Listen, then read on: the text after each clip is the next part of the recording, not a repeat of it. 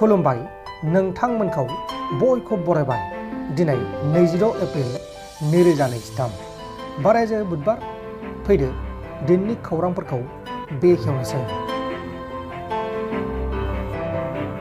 इन्ड'-म्यानमार बर्डारनि साखाथियाव सासे गोमाना थानाय आलफा उदां उदखारि आफादनि केडारनि गोथै सह'खौ बोखांनो हादों आरो बेनि गोथै सह'खौ मैयाहाय बोखांनो हादों। थैनाय आलफा उदां उदखारि आफादनि केडारनि मुङा जाबाय पालास मरान, तिनसुकिया जिल्लानि सिङाव थानाय तारानि गामिनि थागिबि आरो मराना थांनाय 2021 मायथाइयाव आलफा उदां उदखारि आफादाव हाबैदोंमोन आरो बियो थांनाय शुक्रबारनिफ्राय गोमादोंमोन होननानै खौराङाव फोसावनाय जादों। सिबिनां रायजो राजा नोंथांमोन सांग्रां जा, नङाबा बेबायदि जाथाया नोंथांजोंबो जानो हागौ। प्राइभेट फाहामसालियावनो गोरोन्थि फाहामथाय होनानै डक्टरा सासे आइजोखौ इनाय बुथारबाय। गुवाहाटी नोगोरमानि सिङाव थानाय लख्रा ओनसोलनि क्रिटिकेल केयार हस्पिटालाव सासे आइजोखौ गोरोन्थि फाहामथाय होनानै इनाय बुथारदों। थैनाय आइजोनि मुङा जाबाय पुतुलि हालय, नलबारि डिस्ट्रिक्टनि सिङाव थानाय काइतालकुसिनि थागिबि। बलिउडनि मुंदांखा फावखुंग्रि क्रिसानपेरराखौ थांनाय माखासे सान सिगां ड्राग्सनि केसनि थाखाय मुम्बाइ पुलिसनि क्राइम ब्रान्चआ एरेस्ट खालामनाय जादोंमोन, नाथाय बिथांखौ एरेस्ट खालामजाहोनाय सानै दायनिगिरिफोरखौ मुम्बाइ पुलिस क्राइम ब्रान्चआ एरेस्ट खालामफिनबाय। हमजानाय सानै सुबुंनि मुङा जाबाय एन्टनी पाल आरो राजेश। एन्टनी आरो राजेशआ क्रिसानपेरराखौ ड्राग्सनि केसआव फान्दायनानै एरेस्ट खालामजाहोदोंमोन। ब्लास्ट जादों, गिथाव बाथाव ब्लास्ट जादों, मबाइल बेरदों, सासे सुबुङा जिउ गोमादों। केरालानि सासे 8 बोसोर बैसोनि हिनजावसा गथ'आ मबाइलखौ थुबाय थानाय समाव बिनि मबाइला हारसिंनो ब्लास्ट जानायाव बिनि मोखाङाव मबाइल बेरनाय नांनानै हिनजावसाया जायगायावनो जिउ गोमादों। थैनाय हिनजावसा गथ'नि मुङा जाबाय आदियाश्री। मोनसे सोमोनांथाव आरो गिथाव बाथाव जाथाय। जुलिनि सानखालिनो हौवा गोदाना एसिडजों सारजादों। छत्तीसगढ़ रायजोनि बास्टार पुलिसआ सासे 23 बोसोर बैसोनि सिख्लाखौ गावनि एक्स बयफ्रेन्डनि जुलि खालि बा जुलिनि सानखालि गावनि एक्स बयफ्रेन्डआ गुबुन सासे सिख्लाजों जुलि जानायनि थाखाय गावनि एक्स बयफ्रेन्डखौ रागा जोंखांनानै एसिडजों सारना होनायनि जाहोनाव पुलिसजों एरेस्ट खालामजादों आरो बे जाथायाव बयफ्रेन्डनि साखाथियाव थाफानाय गुबुन 60 सुबुंफोराबो गोब्राब जोखोम जादों। बे समाव जोखोम जानायफोरखौ फाहामसालियाव फाहामथायगासिनो दङ। एसिडजों गाग्लोबजानाय हौवा गोदाननि मुङा जाबाय दामरोथर बाघेल, 25 बोसोर बैसोनि।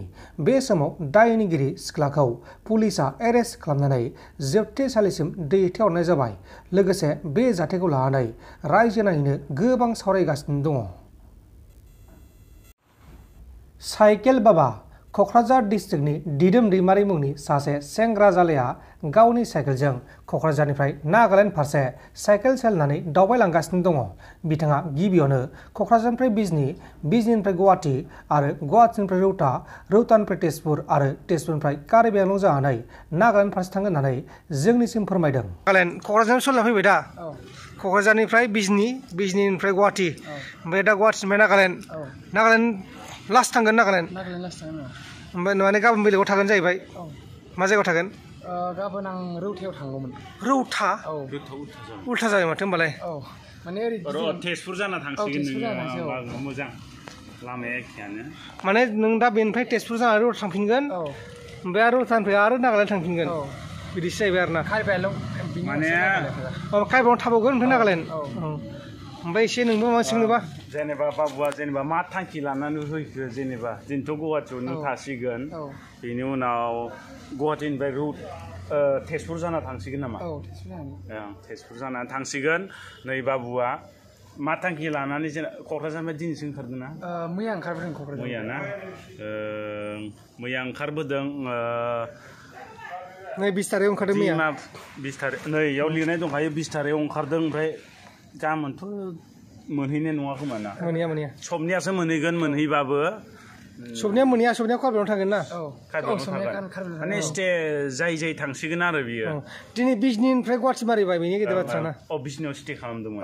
ए, नायबानो जाबाय फ्लेगखौ नैबे जाबाय इन्डियान फ्लेग ओमफ्राय नैबे जाबाय आर'नाइ आरो नैबे जाबाय इन्डियान फ्लेग आरो बे मा फ्लेग बर'नि बर' राव गेलेनांथों नायबानो जाबाय नै मेसिसा बेनोखा दा ओमफ्राय बेयो नोंनि माल माथा दं आरो ना बे जाबाय हेलमेट ओमफ्राय बे साइकेला गियार नामा फंबाय